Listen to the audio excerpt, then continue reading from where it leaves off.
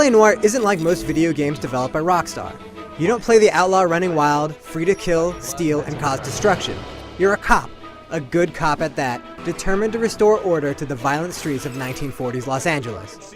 I've never played a game like LA Noire before. It's unique, it's special, and it's flawed. The great pieces don't quite fit together to make the ultimate game of this generation, but it certainly is a fun ride. How does a vehicular manslaughter rap sound, Shelton? I hit him. I admit it. I just panicked, but it wasn't my fault. LA in 1947 is on the brink of change. Men who experienced the horrors of World War II are trying to find their place in this new world. This is the most violent year in LA's history, and it's faithfully recreated by Rockstar and developer Team Bondi. You play Cole Phelps, a true blue detective eager to prove himself after surviving World War II.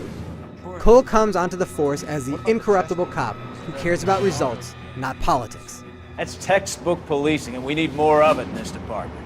One of the things that makes LA Noire special is the use of a new motion scan technology which fully captures an actor's face. There's no animation involved. Every grimace, sideways glance, and nervous cough is exactly what the actor did. These are real performances, often by character actors you'll recognize. This is where LA Noire shines. In the end, the interrogations are little more than lengthy dialogue scenes similar to what you'd see in an RPG, but they're captivating. You're lying, Fleetwood. We know that you supplied them. I don't know nothing about no drugs. All I do is my 10 hair flipping burgers. Can you prove any different? This is the core of LA Noire, and that core is very good. Though the story takes a long time to come together and leads to an unsatisfying conclusion, the journey is always interesting.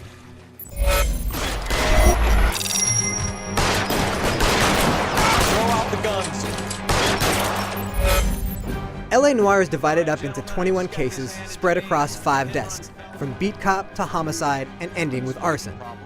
Each desk brings a different partner. Some you can trust, some are real snakes. Best way to get away with murder is to pin it on somebody else. Whichever desk you're on, the method remains the same. You're a detective, so you're going to scour crime scenes searching for clues. You'll pick up items and inspect them, hoping they can provide answers to the crime. And when you question witnesses, you have to think less like a gamer, more like a sleuth.